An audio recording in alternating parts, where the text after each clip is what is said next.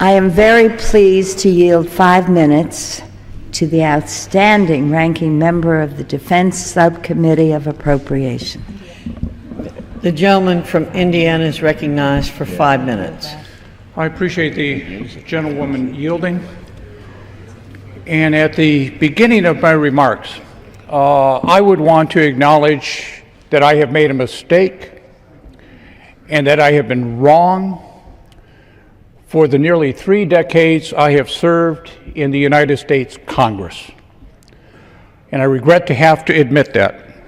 But this morning, in anticipation of today's debate, I took a look at Article 1 of the Constitution and realized in Article 1, Section 9, Paragraph 7, I have been misreading it all of these years as a member of the Appropriations Committee.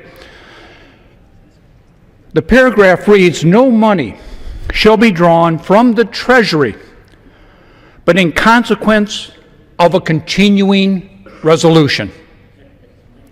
The Constitution says nothing about appropriations, apparently, because since fiscal year 07, this chamber and the United States Senate, the Congress collectively, should have enacted, made discrete decisions, thought about legislation, 84 appropriation bills. We have individually enacted 9. I am appalled that in late July, early August, the last couple of weeks, every member I have talked to in this chamber on both sides of the aisle, senior and new, have said if we can only do a continuing resolution, we can prevent the shutdown of the United States government.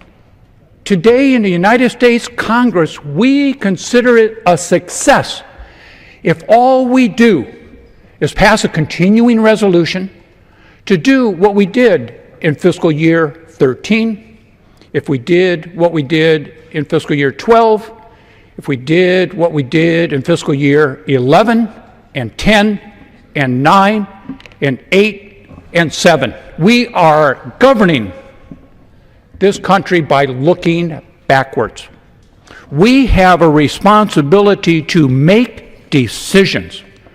And I want to remind my colleagues, just on the defense portion of this bill, some of the initiatives that will now not take place because of the continuing resolution under the leadership of Chairman Young and the members of that subcommittee. One of our initiatives is to cut $153.5 million for unjustified cost growth of the Joint Strike Fighter. One of the initiatives we would like to enact into law but cannot under the continuing resolution is for the EA-18G. We want to cut $131.4 million for carryovers and cost growth. What we would like to do, if we could legislate in this body, is for the F-18, we would like to trim $104 million. Imagine that, cutting the defense budget by $104 for cost growth and funding that is not needed in the coming fiscal year. The Next Generation Jammer, $99.9 million we would like to reduce. Why? Because of poor program execution and contract delays. Within the last couple of months, we had a failed ballistic missile defense test. We would like to reduce that account, take the initiative to cut it by $110 million. But let's do a continuing resolution. Let's not make a decision about how we should fund the National Park Service. What about the U.S. Copyright Office? For God's sake, what is there to fight over?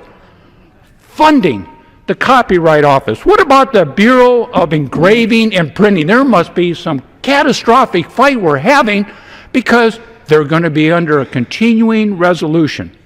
Food Safety Administration, the National Institutes of Allergy and Infectious Diseases, I am concerned and want to make it clear that I profoundly appreciate the leadership of Chairman Rogers and Ranking Member Lowy for trying to be responsible and get the job done. But if this continuing resolution is passed as is until December 15th, I have a profound fear that our colleagues will be so exhausted from lurching to another crisis next month that we will do a CR for the rest of the fiscal year, and we will never go back to doing a governance of this country. I yield back my time. The gentleman's time is